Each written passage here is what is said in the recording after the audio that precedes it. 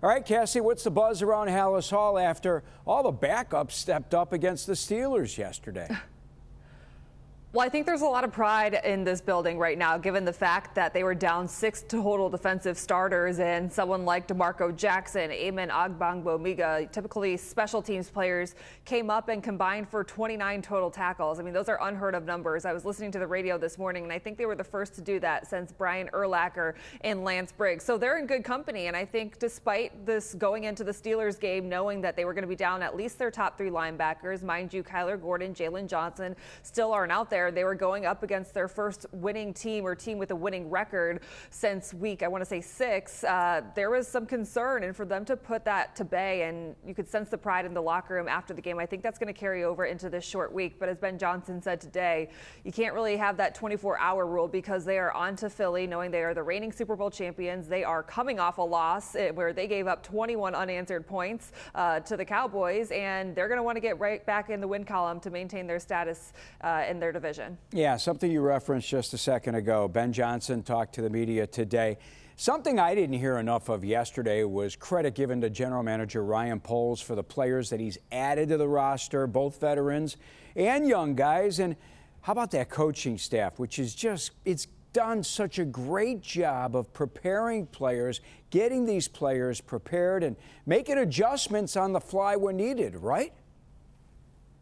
Yeah, I mean, I think we talked about the impact Dennis Allen could have on this team when he was hired by Ben Johnson, but to see it actually play out in real time on the field, I think maybe we aren't talking about it enough, because this is a former 2-time head coach, had no prior relationship to Ben Johnson, and Johnson took a leap of faith bringing him into Chicago after he was fired by the Saints and essentially put him in charge of the defense. Of course, he's the defensive coordinator, but he's almost like a second head coach because he's answering all of these questions that Ben Johnson has. And while Ben Johnson's focused on the offense as he's the play caller, he can allow Dennis Allen and trust DA to just take care of his side of the ball. And something that DeMarco Jackson talked about yesterday, they have a relationship from playing for Dennis Allen back in New Orleans. He said Dennis Allen was feeding this defense so much information over the week last week, knowing that he was going to be down some of his top bodies. And for them to be able to step in and really in what was one, I don't want to say a seamless adjustment. I think they made a lot of halftime adjustments to come out in the second half and play a much better brand of football, especially on defense. But to get these guys ready to play and have that no blink mentality, next man up, and to have everyone feel like they were ultimately prepared to go up against the Steelers, I think is a huge credit to him. And so I don't think you can discredit, or maybe we should be talking about the impact of Dennis Allen a little bit more, because he is totally getting his guys to play at a high level. And we know that there are holes on this defense. We know there are injuries to this defense, but they have stepped up when needed to. Cassie, did Ben Johnson today talk about the roster that Ryan Poles put together for him, especially on the defensive side of the football? Yeah, he did, and he gave credit to the general manager. I want you to listen to what Ben Johnson had to say first, and then we can react from there. I think we got the right type of guys, and that's, Ryan's really done a great job with constructing the roster that way, but the veteran leadership is outstanding. Kevin Byard, Joe Tooney, Grady, probably have 10 or 12 guys that I really lean into on a weekly basis just to get a pulse of the team, and they do a really good job of keeping the main thing in the locker room.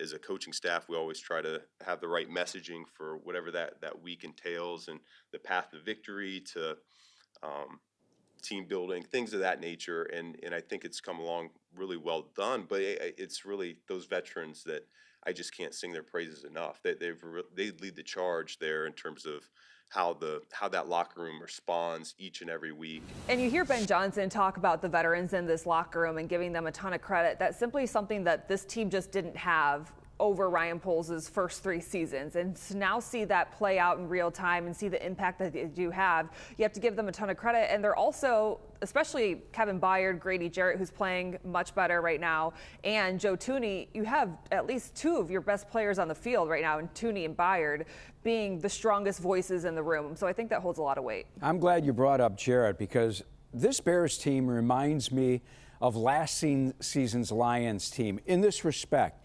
I remember when the Lions last year, at one point in the season, Cassie, had 20 guys on injured reserve, and they just kept winning. So I shouldn't be surprised with the way these Bears are playing under Ben Johnson, who was in Detroit last season. Despite all the injuries, Grady Jarrett, one of the Bears captains, talked about how this team has developed a next man up attitude. We got a standard of football we want to play, and that's what we did. So super proud of the guys that stepped up and answered that call, but I'm not surprised at all. More than being frustrated, it's encouraging because you get to see what your depth is like, and then when they step up, it only make your whole team stronger when you do get your guys back healthy.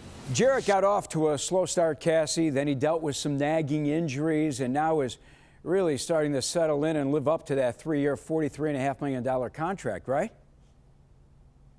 Yeah, and I think especially the last 2 weeks, we've seen the impact, and maybe it's a more unspoken impact we've seen on the field because it's not showing up in the sack numbers. But last week it was getting pressure on J.J. McCarthy, forcing him to make a bad pass that Kevin Byard ultimately picked off. This week it was on a crucial third down play where he deflected the ball coming out of Mason Rudolph's hands. And so it's those tiny moments that I think Grady Jarrett deserves a ton of credit for. And just hearing him speak in the locker room yesterday, because he's a captain, you kind of expect him to have that like next game on the schedule mentality, but he was asked about the Bears being 8-3 and if you want to talk playoffs, and you could see the smile on his face too. He's like, I have not had 8 wins in a season in a long time, and him coming over from the Falcons, being on the other side of 30, there were a lot of questions of how he would show up and impact this team. So seeing it now later in the season, because he did deal with the knee injury that he ultimately had surgery on, he always said that you're going to get injured at some point in the season. His came earlier. Now that's allowing him to play better football in the back half of the schedule. Yes. Speaking of a guy who's made an impact, how about Montez Sweat? The guy has been a beast since the bye week, racked up 2 more sacks.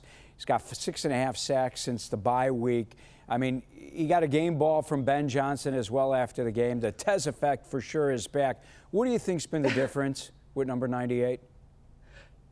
I mean, the athleticism with Montez Sweat just jumps off the screen. So seeing him hit home is something that Bears fans and I think Ben Johnson and Dennis Allen have been waiting for. And to see it show up consistently, I think is a testament for the work he's been putting in on the practice field, really. I mean, I think that Montez Sweat hasn't really been on winning teams. And so to be in a building and be a part of a culture that is winning right now, I think he feeds off of that too in the locker room. And so he talked about Ben Johnson's message yesterday being, we are no longer the same old Bears. And for him to say that he's seen that in all 3 phases, being that he's had some frustrating years here in Chicago, I think is a testament to the coaching staff getting the best out of him, because everyone knows he has all the traits to be one of the top pass rushers in the league. And to see it show up, he could have had 3 sacks yesterday. You're right. Mason Rudolph, I don't know how he got away from him on that one. But I think you have to have your top and your highest paid players playing the best football on the field. And so to see Montez Sweat doing that is a credit, I think, to the coaching staff getting the most out of him and him putting in the work. I don't know if you caught the show last night, Chicago Sports Tonight. We had your good friend Herb Howard on from the Bigs, and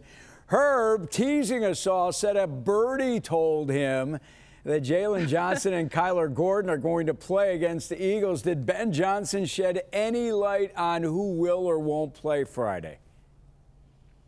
No, he's not going to say anything, I think, until they have to send out the media notice that they have activated them off injured reserve officially and they will be on the game day roster. If I had to guess who the birdie was, because Jaylon Johnson was in the locker room, it might have been him. He had a game day fit on and everything. So I feel like Jaylon Johnson is itching to get back on the field. But I think the bigger question, I mean, you could talk about what they're going to do with both players and the entire secondary when both those guys are back on the field, because Jaylon Johnson is their lockdown corner. We all know that. But before Sean Wright really popped and now is leading the league in interceptions alongside Kevin Byard, I think everyone assumed that Jaylon Johnson would just come in and he would replace Nashawn Wright, who is holding down the outside corner opposite of Tyreek Stevenson. Now I think there's a bigger question of how do you keep Nashawn Wright on the field? Because if he's leading the league in interceptions at 6'6", he talked about his background being a former wide receiver. Like, you've got to find a way to keep him on the field. And Ben Johnson said that he deserves the right and he's earned the right for playing time. That's what he just said today. And so I think they're going to maybe give Nashawn Wright possibly the second outside corner position, and then maybe there's a rotation with Tyreek Stevenson. And then I think the argument is, well, is Tyreek Stevenson a better run defender? But I think you look at the number 1 job of a cornerback, it's to lockdown in the passing defense. And so I think Nahshon Wright has proven that he can do that consistently, showing up on a game-to-game basis. And so I think they're going to have to make a decision on how to get that rotation down, or if maybe he's just going to be the number 2 guy, and he's earned that right. You're right. I mean, the guy right now is going to the Pro Bowl. As you said, he leads the it's league. crazy. I mean, it's a great story. It sure is. He's got 5 interceptions. Before I wrap it up with you, any final nuggets from Halas Hall? I think it's worth noting that second-round rookie Ozzie Trapillo played extremely well at left tackle in place of Theo Benedict in his first NFL start. And to only allow 1 pressure against that Steelers pass rush with T.J. Watt and Nick Herbig, I mean, I think maybe there's a further conversation down the road if he keeps getting more snaps. And Ben Johnson said it's a credit to him showing up each and every day in practice, and to the offensive line coaches sticking with him because his technique looked good.